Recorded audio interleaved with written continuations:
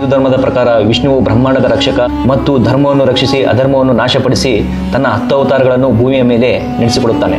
ಮೊದಲನೆಯದಾಗಿ ಮತ್ಸ್ಯಾವತಾರ ಅಂದ್ರೆ ಮೀನಿನ ಅವತಾರ. ಈ ಸತ್ಯಯುಗದಲ್ಲಿ ಪ್ರಳಯದ ಸಮಯದಲ್ಲಿ ಮಾನವರನ್ನು ಮತ್ತು ವೇದಗಳನ್ನು ರಕ್ಷಿಸಲು ಮತ್ಸ್ಯಾವತಾರವನ್ನು ಪಡೆಯುತ್ತಾನೆ. ಎರಡನೆಯದಾಗಿ ಕೂರ್ಮಾವತಾರ ಅಂದ್ರೆ ಆಮೆಯ ಅವತಾರ. ಸಮುದ್ರ ಮಂಥನದ ಸಮಯದಲ್ಲಿ ಮಂದರ ಪರ್ವತವನ್ನು ತನ್ನ ಬೆನ್ನ ಮೇಲೆ ಹೊತ್ತುಕೊಂಡು ದೇವತೆಗಳಿಗೆ ಅಮೃತವನ್ನು ಮತ್ತು ರಾಕ್ಷಸರಿಗೆ ವಿಷವನ್ನು ಉಣಬಡಿಸುತ್ತಾನೆ. ಮೂರನೆಯದು ವರಾಹಾವತಾರ ಅಂದ್ರೆ ಕಾಡು ಹಂದಿ. ಹಿರಣ್ಯಾಕ್ಷನಿಂದ ಭೂಮಿಯನ್ನು ರಕ್ಷಿಸಲು ಮತ್ತು ಅವನನ್ನು ಸಂಹರಿಸಲು ಎತ್ತ ಅವತಾರವೇ ವರಾಹಾವತಾರ. ನಾಲ್ಕನೆಯದಾಗಿ ನರಸಿಂಹಾವತಾರ. ಅರ್ಧ ಮನುಷ್ಯನ ದೇಹ ಮತ್ತು ಅರ್ಧ ಸಿಂಹದ ಮುಖವನ್ನು ಹೊಂದಿರುತ್ತಾನೆ. ಈ ಅವತಾರವು ಹಿರಣ್ಯಕಶ್ಯಪನನ್ನು ಸಂಹರಿಸಲು ಮತ್ತು ಪ್ರಹ್ಲಾದನನ್ನು ರಕ್ಷಿಸಲು. ಐದನೆಯದಾಗಿ ವಾಮನಾವತಾರ, ಚಿಕ್ಕ ಬಾಲಕ.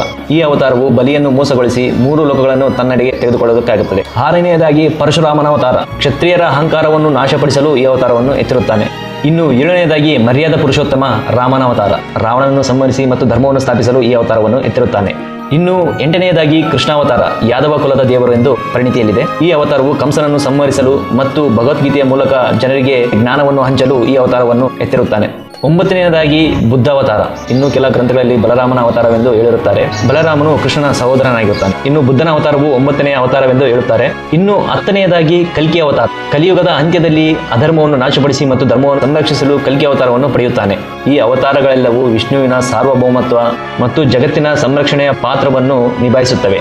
ಈ ಎಲ್ಲ ಪ್ರತಿಯೊಂದು ಅವತಾರಗಳು ಒಂದು ನಿರ್ದಿಷ್ಟ ಉದ್ದೇಶವನ್ನು ಹೊಂದಿದೆ ಮತ್ತು ಧರ್ಮದ ವಿಜಯವನ್ನು ಸಾಧಿಸುತ್ತವೆ. ಈ ಅವತಾರಗಳ ಉದ್ದೇಶ ಇಷ್ಟೇ: ಜಗತ್ತಿನಲ್ಲಿ ಕೇಡುಗಾಲ ಹೆಚ್ಚಾದಾಗ ಮತ್ತು ಕೆಟ್ಟದ್ದು ಹೆಚ್ಚಾದಾಗ, ಅಹಿಂಸೆ ಮಿತಿ ಮೀರಿದಾಗ, ಅಧರ್ಮ ಹೆಚ್ಚಾದಾಗ ಯಾವುದೇ ರೂಪದಲ್ಲಾಗಲಿ ನಾನು ಧರ್ಮವನ್ನು ರಕ್ಷಿಸುವುದಕ್ಕೆ ಬರುತ್ತೇನೆಂದು ಹೇಳುವ ಮೂಲಕ ಜನರಿಗೆ ಸಂದೇಶವನ್ನು ನೀಡುತ್ತಾನೆ.